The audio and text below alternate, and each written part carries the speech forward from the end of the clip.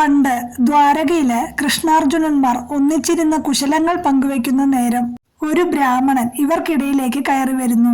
നെഞ്ചത്തടിച്ച് നിലവിളിച്ച് ദ്വാരകയുടെ ഗോപുരവാതിൽക്കൽ വന്ന് കയ്യിലൊരു കുഞ്ഞിന്റെ ജഡവും. അയാൾ കൃഷ്ണന്റെ ഓരോ അത്ഭുത പ്രവർത്തികളെയും വാഴ്ത്തുന്നുമുണ്ട്. രാജനിയമത്തിലുള്ള ലംഘനം മൂലമാണ് തന്റെ കുട്ടി മരിച്ചത് എന്ന സങ്കടം മൂലം ഭഗവാനെ അധിക്ഷേപിക്കുന്നുമുണ്ട്. ഇത്രയൊക്കെ ധീരനായ കണ്ണന്റെ രാജ്യത്തെ കേവലനായ ഒരു പ്രജയാണ് താൻ. പക്ഷേ തന്റെ ദുഃഖം വളരെ വലുതാണ്. ചക്രവർത്തിയായ ഭഗവാൻ തന്റെ സങ്കടം കേൾക്കണം. ഭഗവാൻ കേട്ട ഭാവം നടിച്ചില്ല. അങ്ങനെ ആ സാധു മനുഷ്യന് 8 കുട്ടികൾ ജനിച്ചു. 8 പേരും അപ്പോൾ തന്നെ മരിച്ചു. ആ ബ്രാഹ്മണൻ 8 കുട്ടികളുടെയും ജഡവും ഗോപുരവാതിൽക്കൽ കൊണ്ടുവന്ന് സങ്കടം പറയുകയും കൂടെ കണ്ണനെ അധിക്ഷേപിക്കുകയും ചെയ്തു. അവസാനം 9ാമതും വിപ്രപത്നി പ്രസവിച്ചു. ആ കുട്ടിയും അപ്പോൾ തന്നെ മരിച്ചു. ആ കുട്ടിയെയും ദ്വാരകയുടെ ഗോപുരവാതിൽക്കൽ കൊണ്ടുവന്നു. അപ്പോൾ രാജസഭ നടക്കുകയായിരുന്നു. ആരും തിരിഞ്ഞു നോക്കിയില്ല. അയാൾ അലറിക്കരഞ്ഞു. കണ്ടുനിന്ന അർജുനന് വിഷമമായി. പാവം ബ്രാഹ്മണൻ, അദ്ദേഹം മനസ്സിലോർത്തു. എന്നാൽ കൃഷ്ണൻ മറുപടി പറഞ്ഞില്ല.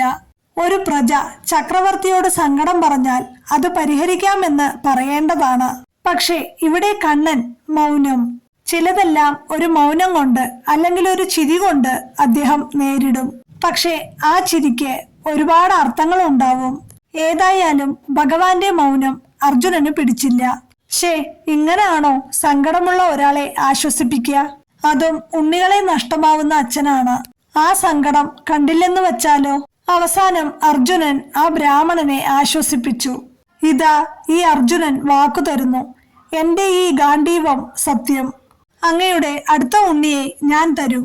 ജീവനോടെ അത് യമലോകത്ത് പോയിട്ടാണെങ്കിലും ഞാൻ തരും. അങ്ങേക്ക് അതിന് കഴിഞ്ഞില്ലെങ്കിലോ? ബ്രാഹ്മണൻ ചോദിച്ചു. അർജുനൻ ആഴിക്കൂട്ടി അഗ്നിയിൽ ചാടി ആത്മഹത്യ ചെയ്യും.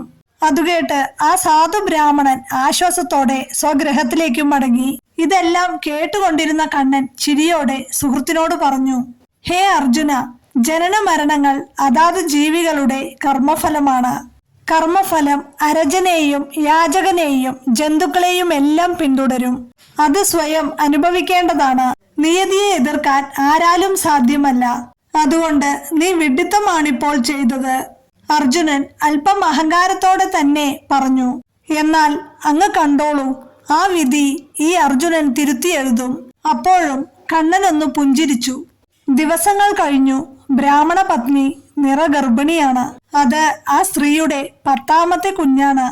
9 കുഞ്ഞുങ്ങളും മരിച്ചു. ആ സാധു ഇത് തനിക്ക് കിട്ടണേ എന്ന പ്രാർത്ഥനയിലാണ്. ആലോചിച്ചു നോക്കൂ, ഈറ്റുന്നോവെന്ന പരമസങ്കടം, ഒരു സ്ത്രീ കടന്നു പോവേണ്ട വലിയ വേദന. എന്നിട്ടോ കുഞ്ഞ് ജീവനില്ലാതെ. ആ ദുഃഖം എത്ര വലുതാണ്! അതും 9 കുഞ്ഞുങ്ങളെ നഷ്ടമായ ഒരു അമ്മയുടെ അവസ്ഥ. ഇത്തവണ അർജുനൻ വന്നു. പേറ്റു നോവിനു മുൻപേ സൂതികാഗൃഹത്തിനു ചുറ്റും ശരകുടം തീർത്തു. ഗാണ്ഡീവത്തിലെ ശരങ്ങളാണ്. ഇനി ആ വഴി ഈച്ച പോലും ആ സ്ത്രീയുടെ അരികിലെത്തില്ല. കാത്തുനിന്ന സമയം വന്നു. ആ സ്ത്രീ ഒരു ആൺകുഞ്ഞിന് ജന്മം നൽകി. പെട്ടെന്ന് ആ കുഞ്ഞിന്റെ ശരീരം അപ്രത്യക്ഷമായി. ബ്രാഹ്മണൻ അലമുറയിട്ട് കരഞ്ഞുകൊണ്ട് അർജുനനെ പഴിപറയാൻ തുടങ്ങി. ആണും പെണ്ണുമല്ലാത്ത ഒരുവൻ പറഞ്ഞ വാക്കുകൾ. അയ്യോ കഷ്ടം, ഞാൻ വിശ്വസിച്ചല്ലോ. നിങ്ങളുടെ ശരകൂടം കാരണം കുഞ്ഞിന്റെ ശരീരം പോലും കണ്ടില്ല. കഷ്ടം, മരിച്ചിട്ടാണെങ്കിലും ആ ദേഹം ഒരു നോക്കു കാണാൻ കിട്ടിയിരുന്നതാ. ഇത്തവണ അതിനും കഴിഞ്ഞില്ല. ആ ബ്രാഹ്മണന്റെ ശാപവാക്കുകൾ കേട്ട് അയാളുടെ മുന്നിൽ വല്ലാതെ ചെറുതായി അർജുനൻ ശിരസ് കുനിച്ചു നിന്നു. താനിനി ജീവിക്കുന്നതിൽ അർത്ഥമില്ലെന്ന് അദ്ദേഹത്തിന് തോന്നി. പോയിടത്തെല്ലാം ജയിച്ചവനാണ്. വില്ലാളി വീരനെന്ന് ലോകം പുകഴ്ത്തുന്നവന് ഒന്നിനും കഴിവില്ല. കേവലം ഒരു സാധാരണക്കാരനെ രക്ഷിക്കാനാവാത്തവൻ എന്തു രാജാവ്! അർജുനൻ ഉടനെ തന്നെ അഗ്നി കൂട്ടി ആളുന്ന തീയിലേക്ക് കാലെടുത്തു വച്ചതും ഒരു കൈ അദ്ദേഹത്തെ തടുത്തു. തിരിഞ്ഞു നോക്കിയപ്പോൾ കൃഷ്ണൻ. അർജുനൻ പൊട്ടിക്കരഞ്ഞു. കരയുന്ന തോഴനെ മാറോട് ചേർത്ത് കണ്ണൻ ഇങ്ങനെ പറഞ്ഞു, കരയേണ്ട, കണ്ണടയ്ക്കൂ.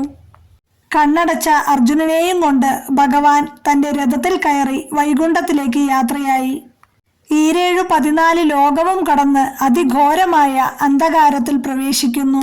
അന്ധകാരത്തെ സഹിക്കാൻ പറ്റാതെ മുന്നോട്ടു പോകാൻ കഴിയാതെ നിൽക്കുന്ന കൃഷ്ണാർജുനന്മാരുടെ മുമ്പിലതാ 1000 സൂര്യന്മാർ ഒന്നിച്ചുദിച്ച പോലെ ഭഗവാന്റെ സുദർശന ചക്രം വെട്ടം കാണിച്ച് മുന്നോട്ട് ആ അന്ധകാരത്തിനപ്പുറത്ത് സാക്ഷാൽ ഭഗവാന്റെ വിശ്വരൂപം.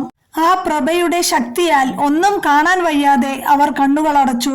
കൃഷ്ണ ഭഗവാൻ തന്നെ തന്റെ രൂപത്തെ തന്നെ വന്ദിക്കുന്നു.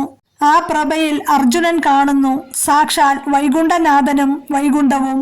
അവിടെ അർജുനൻ കണ്ടു ഭഗവാനും ലക്ഷ്മി ദേവിയും 30 മുക്കോടി ദേവന്മാരും സനകാദി മഹർഷികളും അവരോടൊപ്പം തങ്കക്കുടം പോലെ 10 ഉണ്ണികളും. എല്ലാം ഭഗവാന്റെ പരീക്ഷണങ്ങളായിരുന്നുവെന്ന് അർജുനന് മനസ്സിലാകുന്നു. നരനാരായണന്മാരായി ധർമ്മരക്ഷയ്ക്കായി ഭൂമിയിൽ എന്റെ അംശഭൂതരായി അവതരിച്ച നിങ്ങളെ കാണാനുള്ള എന്റെ ആഗ്രഹത്താൽ ഞാൻ തന്നെയാണ് ഈ ബ്രാഹ്മണപുത്രന്മാരെ ഇവിടെ എത്തിച്ചത് എന്ന് ആദി വിരാട് പുരുഷനായ നാരായണൻ അർജുനനോട് പറയുന്നു.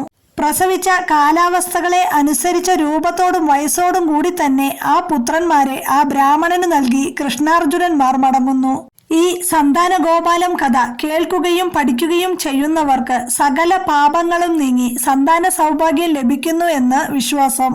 ഭഗവാന്റെ കാരുണ്യം ഇത്ര വാക്കുകളിൽ പറഞ്ഞു തീർക്കാൻ സാധിക്കില്ല. ഭഗവാന്റെ സഹായമില്ലാതെ ഏതൊരാൾക്കും ഒന്നും ചെയ്യാൻ സാധിക്കില്ല എന്ന പാഠം ഇതിൽ നിന്ന് വ്യക്തമാകുന്നു.